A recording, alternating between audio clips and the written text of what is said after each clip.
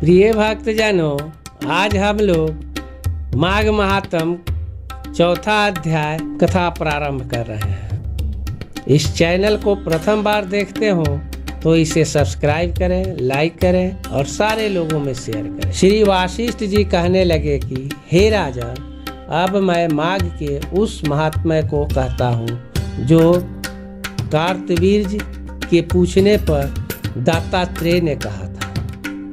जिस समय साक्षात विष्णु के रूप श्री दत्तात्रेय सत्य पर्वत पर रहते थे, तब महिष्मति के राजा सहस्त्रार्जुन ने उनसे पूछा कि हे योगियों में श्रेष्ठ दत्तात्रेय जी, मैंने सब धर्म सुने, अब आप कृपा करके मुझे माघ मास का महात्म्य कहिए। तब दत्तात्रेय जी बोले, श्री नारद जी से ब्रह्मा जी ने कहा था, वही माघ महात्म्य मैं तुमसे कहता हूँ। इस कर्म भूमि भारत में जन्म लेकर जिसने माघ स्नान नहीं किया, उसका जन्म निष्फल हो गया।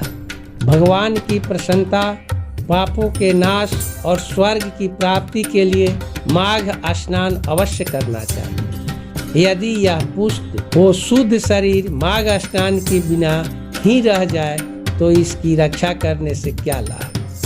जल में बुलबुले के समान, मक्खी जैसे तुच्छ जंतु के समान यह शरीर माघ स्नान के बिना मरण समान है।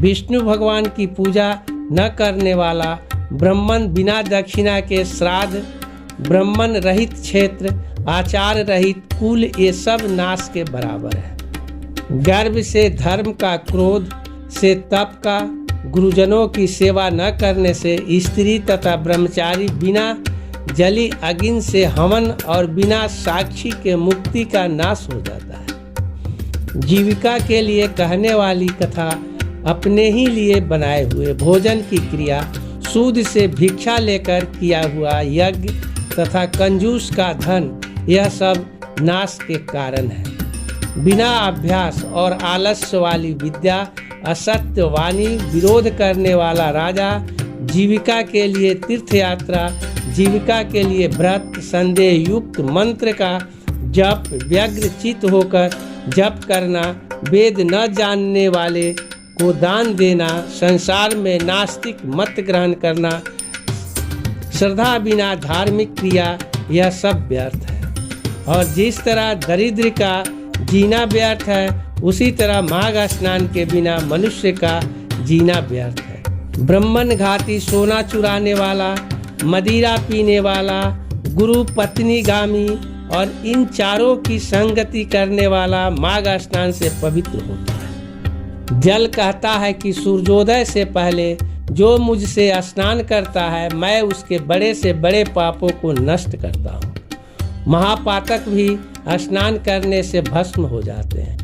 माघ मास के स्नान का जब समय आ जाता है तो सब पाप अपने नाश के भय से कांप जाते हैं। जैसे मेघों से मुक्त होकर चंद्रमा प्रकाश करता है, वैसे ही श्रेष्ठ मनुष्य माघ मास में स्नान करके प्रकाशमान होते हैं। काया, वाचा, मनसा से किए हुए छोटे या बड़े, नए या पुराने सभी पाप स्नान से नष्ट हो जाते हैं। आलस्य में बिना जाने जो पाप किए हों वह भी नाश को प्राप्त होते हैं। जिस तरह जन्म जन्मांतर के अभ्यास से आध्यात्मिक ज्ञान की प्राप्ति होती है, उसी तरह जन्म जन्मांतर अभ्यास से ही माघ स्नान में मनुष्य की रुचि होती है।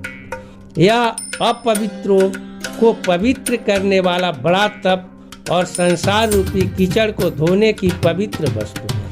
हे राजन, जो मनवांछित फल देने वाला माघ स्नान नहीं करते, वह सूर्य चंद्र के समान भोगों को कैसे भोग सकते हैं। माघ महात्म का चौथा अध्याय यही समाप्त किया जाता है और 5वां अध्याय दूसरे दिन प्रारंभ किया जाएगा।